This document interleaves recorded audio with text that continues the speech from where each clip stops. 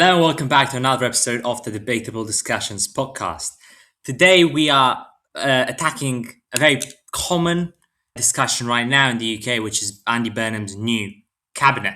So, John, for those of us who perhaps have been on holiday or haven't been as sort of engaging with the news as we would have liked to be, who actually is in Andy Burnham's new cabinet and why is this significant?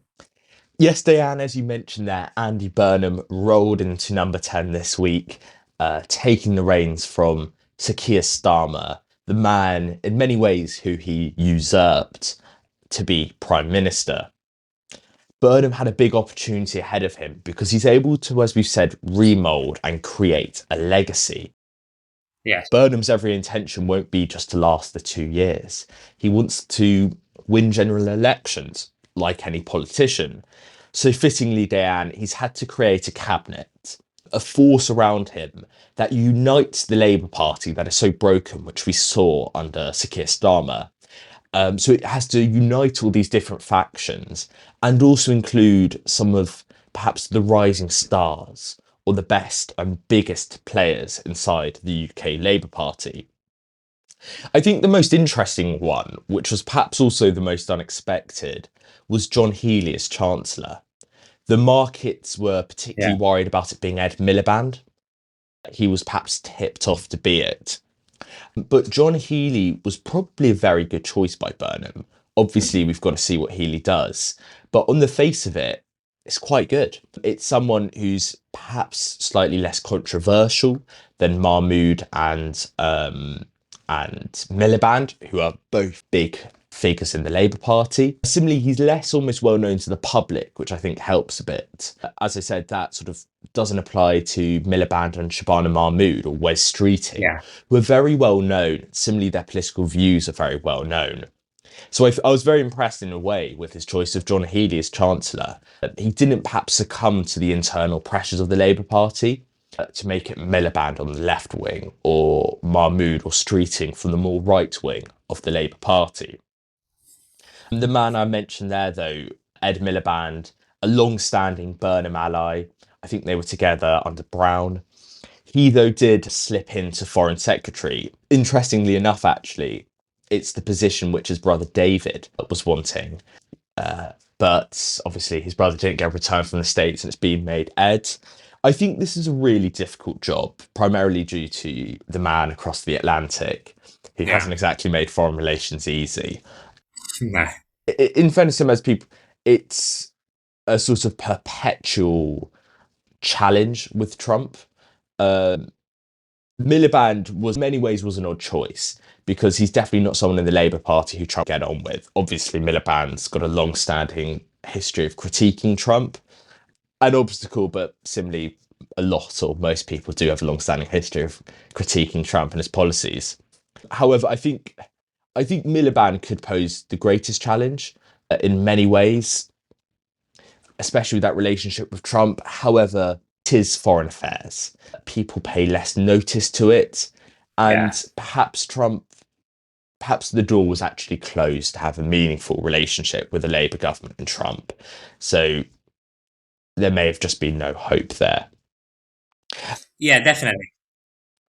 I think on that as well, the critique that I've been hearing on the sort of more left wing of the Labour Party supporters is that actually the foreign secretary role is beginning to lose importance because most of the high level diplomacy is being done by the PM themselves. Oh yeah, I think that's a definitely, very definitely. fair statement. And also, this would alleviate the pressure of Miliband. I think he'd be very good at dealing with this sort of Gaza issue that is very present right now and sort of everyone's minds. I think he'd be all right dealing with the war in Ukraine. And I think with this sort of Donald Trump relations, I think Burnham will have to take some time from himself and deal with that himself because, as you've said, Ed Miliband and Donald Trump are not the greatest of friends. But going back to John Healey, I agree with you. I think he's Yeah. been a very good choice, mainly because John Healey is sort of seen as a centrist in the party. He's not really partisan with the sort of West Streeting Shabana Mahmood side, nor is he with the Miliband side. So it provides a bit of stability and actually a bit of communication between the different sides of the party. But also, I have to give credit here. Michael Gove made this point. I do agree with him. Is that John Healey, although a very good communicator for the Chancellor's types of procedural style of communication, he doesn't have the sort of same PR that Oh someone no, like yeah. Miliband or Mahmood or West Streeting have.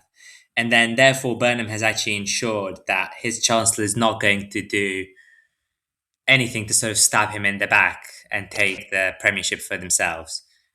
Yeah, and likewise, it means that it's just putting a less divisive figure in. And I think that would have Yeah, been a challenge with Miliband. Similarly, with Miliband, he just wasn't seen as a sensible pair of hands. no, And actually, your point about foreign policy is very true. Anyone worth talking to is dealt with by the Prime Minister, especially in this day and age with Britain's place in the world order. I mean, Miliband and similarly the Speaker of the House, they're only going to be dealing with foreign partners who are themselves, as the main leader, who are frankly insignificant. and even if they're not insignificant, they'll be dealing with sort of continuous issues. The war in Ukraine, things that keep going on day in day out, 24 hours a day. But sort of this Iran situation as well. I think the communication between the UK and Donald Trump will be done by Burnham himself. Moving on to Shabana Mahmood, interesting that she stays as Home Secretary. I think it's quite sort of balancing, even I'd say, with her and Ed Miliband sort of being two sides of the same coin, one in the Home Office, the other one in the Foreign Service, heading those and sort of being the signposts for the two sides of the Labour Party. Yeah, and yeah, as you said, they're very different characters. Mahmood probably appeals as Home Secretary to this sort of slightly, one could say, anti-immigration rhetoric that exists in Yeah, the UK. yeah, She's on that right wing of the Labour Party. They feel that can work more with voters. She's viewed as being very competent, as being a sort of rising star of the Labour Party, very good government minister. yeah, And similarly with perhaps Wes Streeting doesn't know the most about defence, but nonetheless, it seems a sort of, in my eyes, as a more sensible pair of hands to deal with those portfolios. Especially, and it's sort of, I suppose, reassuring to see that Burnham hasn't relied too much on people on his side of the party. However, I should preface that by saying what Darren Jones was to Keir Starmer, Louise Haigh is to Andy Burnham. She is his yeah, right hand woman. So he's made her Chancellor of the Duchy of Lancaster, a sort of role in which they do anything and everything. The yeah, right hand woman, in her case, to the PM. And I think that's a really essential role for Burnham. He wants someone almost in his inner circle, quite yeah. literally in his inner circle of cabinet. Likewise I for think it Andy. makes Yeah, sense. yeah. I think it makes sense. I think it's a good choice getting someone, again, Days Hay, not a very public figure really. I suppose, yeah, Hasn't been ish. someone that's been in the press all the time, such as Miliband, Shabana Mahmood, West Streeting, etc. So she's definitely one of Burnham's closest allies. I think her appointment and John Healy's are kind of, I think, in the same way. He wants people he can trust in those key positions Yeah, so I that he think, can govern. yeah, sort. They're different in a way. I think Hay is a far bigger ally of him. I mean, there's some slight controversy with her. She did have to resign as a cabinet minister on Starmer. Well, it's a very on that. Yeah, I think just to make clear to our viewers who don't know, I think she got robbed in London or something. She reported things stolen. Actually, she found her government phone at home Yeah, and then opened it. I think called in the police, something like that. And then that was the whole controversy. She didn't get fined, didn't get you know yeah, put in prison yeah. or anything. So No, no, yeah, no. Yeah, but I suppose, I mean, she's had a bit of that. I think she's been yeah, known to the press. To be honest, I think she's somewhat divisive as well. But I mean, she's not ultra divisive though, in a way, as you said there. But she really is perhaps the most powerful person in that cabinet. She's the one who accesses Starmer. In sort of Tudor England, it's someone like Thomas Wolsey or Thomas Cromwell to Henry VIII. It's this idea in my eyes of being the right-hand person, the political operator, the Darren Jones, as I said, Starmer. There's a few other roles here which are quite interesting. Jonathan Reynolds has taken over as Business and Science Secretary. Yeah, That department has been enlarged to, I think, include net zero as well. A pressing and sort of divisive issue within the Labour Party that would have made it very difficult for Miliband to be Chancellor. yeah. Miliband's become quite renowned for wanting net zero. Miliband being on that left wing side of the Labour Party. Pat McFadden's also in work and pensions, a very difficult job, the UK's largest expenditure, and it's something that I almost feel inevitably there will be some sort of upset.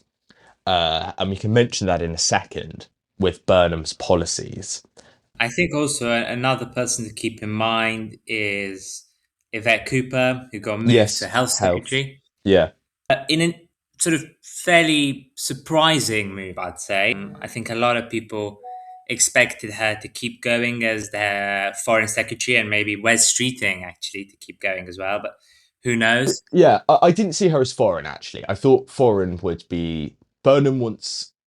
Yeah, Miliband and foreign made sense for me actually. It was going to be Yeah, someone me too. close to Yeah. him who could unite. I think people expected Wes Streeting to keep going Yeah, for health in health. secretary.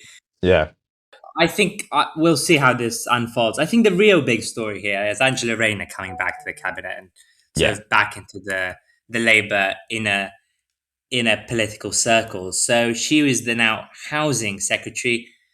Slightly ironic because she had to resign due to a housing tax issue, which That she is, sorted yeah. out. She's saying, I mean, fair enough. Resigned, said she had a bad tax advisor, paid her outstanding bills, and now she's back. Yeah, I think on Rayner actually, Burnham was probably in a slight predicament.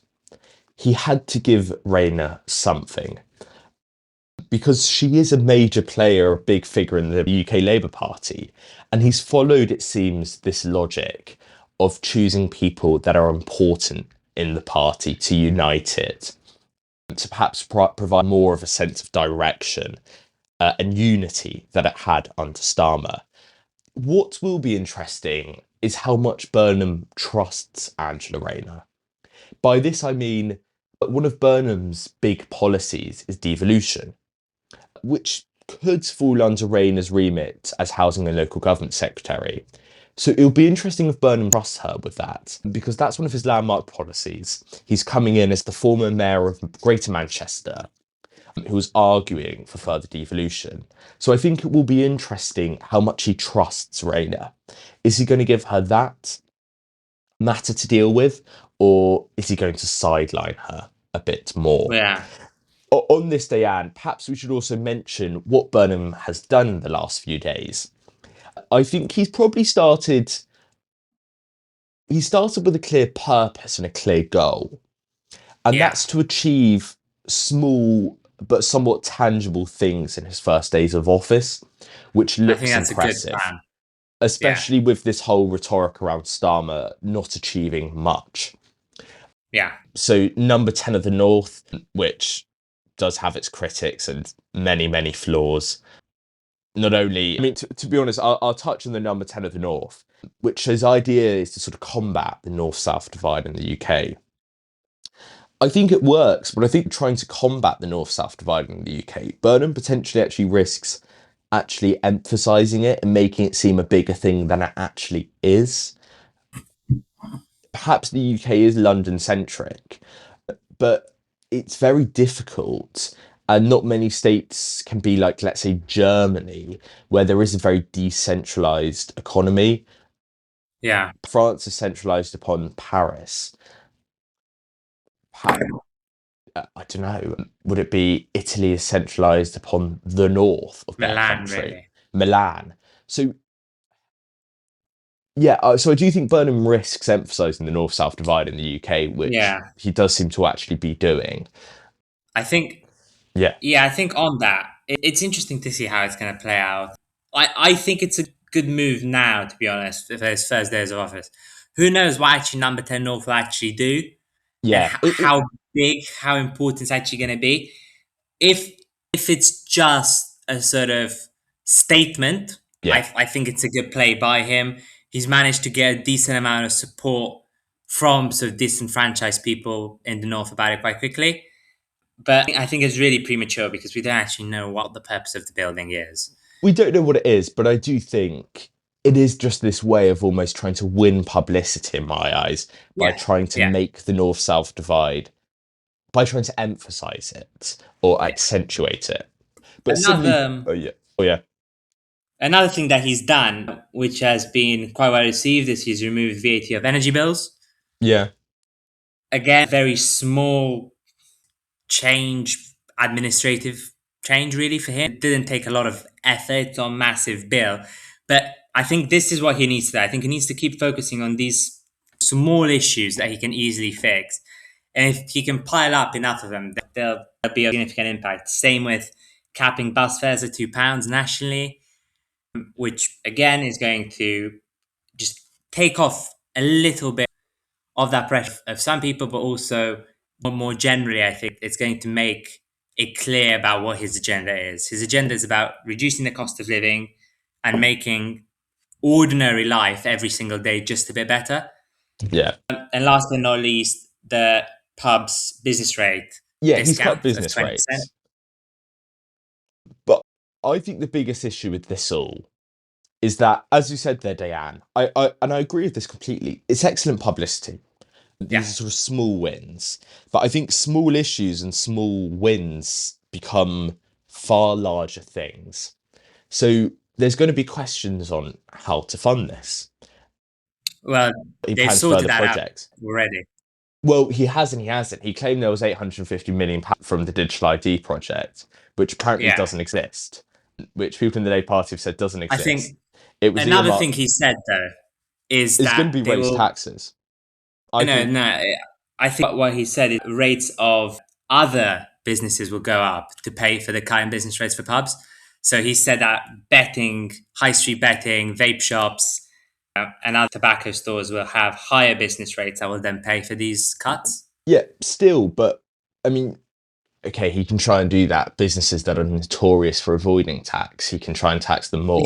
But I think in reality, there will be raised taxes. Burnham is a big spender.